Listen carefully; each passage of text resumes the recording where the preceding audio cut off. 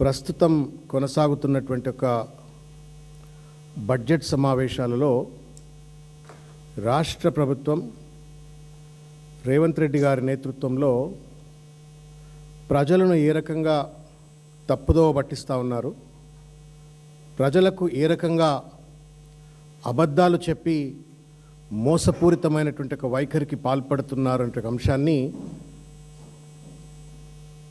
Media ద్వారా ప్రజలందరి దృష్టికి తీసుకొచ్చేటకు ప్రయత్నం చేస్తాం. ఓల్డ్ హ్యాబిట్స్ డై హార్డ్ అని ఇంగ్లీష్లో ఒక సామెత ఉంటుంది. ఓల్డ్ హ్యాబిట్స్ డై హార్డ్ అంటే పాత అలవాట్లు చాలా కష్టంగా పోతాయని చెప్పని ఇది రేవంత్ రెడ్డి గారికి పూర్తిగా కూడా వర్తిస్తుంది.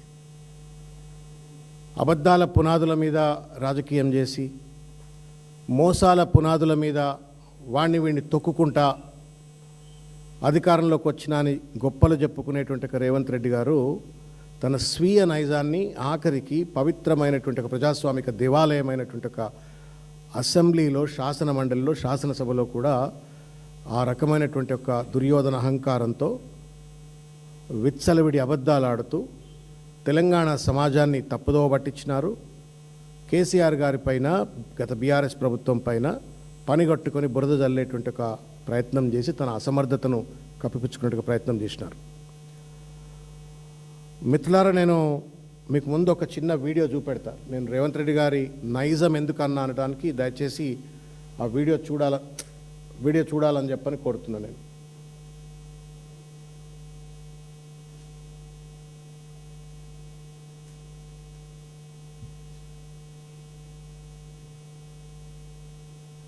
ఏమవుతుందా,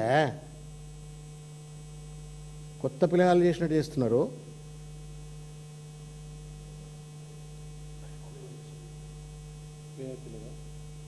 పైన వస్తువా, పైన క్లిక్ చేయవా, అక్కడ క్లిక్ చేయవా. చలో చూడదాం. तुम लोगों को సెల్ ఉంటే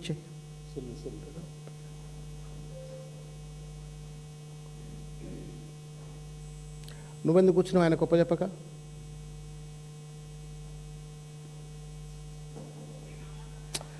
ఇంకో వీడియో ఉంటాయి, 2 వీడియోలు ఉంటాయి. 2 వీడియోలు పంపు నాకు పంపు.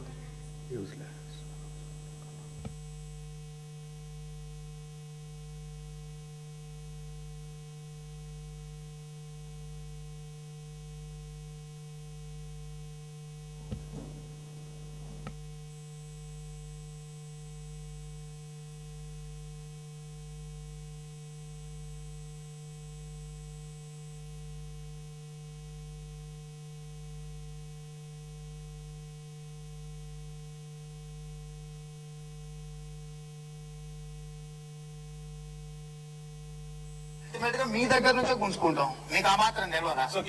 ఎందుకు మమ్మల్ని అబద్ధాలు చెప్పిస్తారు? మరి నేనైతే నా ఆస్తి చూపించి అమ్మను, నా జేబులోకి వెళ్ళి 100 రూపాయలు కూడా నేను ఉచితంగా ఇవ్వడానికి. ఉచితంగా ఇవ్వాలని అంటే ఇప్పుడు నేను ఉపాధి హామీలో పెట్టాల్సిన డబ్బులు లిక్కర్ అంతా 6,000 కోట్ల ఉన్న ఇన్కమ్ ఈ రోజు 30,000 కోట్లకు తీసుకొచ్చిన లిక్కర్ సేల్స్ లో 22 రూపాయలు ఉన్న క్వార్టర్ 72 రూపాయలు చేసిన నేను. అంటే నేనంటే in the sense government political system నుంచి రేవంత్ రెడ్డి గారు ఏం చెప్పినా కానీ ప్రజలు నమ్మకపోవడం అని నేను అదే చెప్తున్నా. మాతోనే అబద్ధాలు, మా చేత మోసపోవాలని ప్రజలు కోరుకుంటున్నారు. సరే, వాళ్ళు అది కోరుకున్నప్పుడు మాదే ఉంది. రోగి కోరుకున్నది అదే, డాక్టర్ ఇచ్చింది అదే అన్నట్టు ఉంది వ్యవహారం. కాబట్టి నేనేమంటున్నా, ఇది వదరబోత్తనంతో రేవంత్ రెడ్డి గారు మాట్లాడింది కాదు. ఇది తన యొక్క స్వీయ ప్రకృతి నైజాన్ని వ్యక్తీకరిస్తూ ప్రజలు మా చేత మోసగింపబడాలనుకుంటారు కాబట్టి మేము మోసగిస్తాము, రోగి ఏది కోరుకుంటాడో డాక్టర్ కూడా అదే ఇస్తాడు అని చెప్పని ఏదైతే స్వీయ నైజం ఉందో, ఇది అధికారంలోకి రాకముందు మాట్లాడినట్టు ఒక మాట. అధికారంలోకి వచ్చిన తర్వాత కూడా ఇదే ధోరణి కొనసాగిస్తూ, ఇవాళ అబద్ధాల పరంపర కొనసాగిస్తూ, మోసాల పరంపర కొనసాగిస్తూ, అటు ప్రతిపక్షాన్ని, ప్రజలను వంచనకు గురి చేస్తూ ఇవాళ రేవంత్ రెడ్డి గారు వ్యవహరిస్తున్న తీరును ఒకసారి నేను మీ దృష్టికి తీసుకొచ్చే ప్రయత్నం చేస్తా. ఇది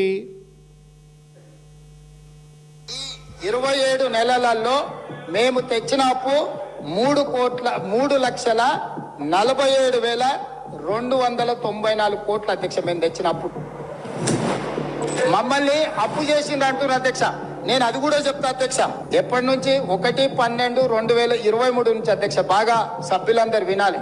28/2/2026 వరకు దాదాపుగా ఈ 27 నెలలలో మేము తెచ్చిన అప్పు 3,47,294 కోట్ల అధ్యక్ష. మేము తెచ్చిన అప్పు టోటల్గా మేము చెల్లించింది ఎంత అధ్యక్ష? వాళ్ళు చేసిన అప్పులకు, తప్పులకు, పాపాలకు 3,30,570 కోట్లు చెల్లించినాం అధ్యక్ష.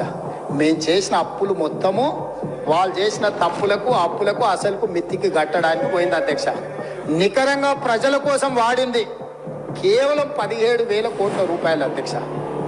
ఇంకా కూడా ఇది మీరు ఈ ఫిగర్స్ దయచేసి మీడియా మిత్రులు, నేను మాట్లాడుతున్నటువంటి ఒక అంశాన్ని చూసేటువంటి ఒక ప్రజలు కానీ దయచేసి how Revanth Reddy లైజ్ and cheats people అనే దానికి ఇది ఒక నిదర్శనం. దయచేసి మీరు పెన్ను కాగితం కూడా చేతిలో పట్టుకోండి, ఒకసారి అంకెలు చూడండి. మీకు కాగితం కూడా ఇచ్చిన ఆ లాస్ట్ పేజ్ని ఒకసారి చూడండి, ఓపెన్ చేసి చూడమని చెప్పి నేను కోరుతున్నా.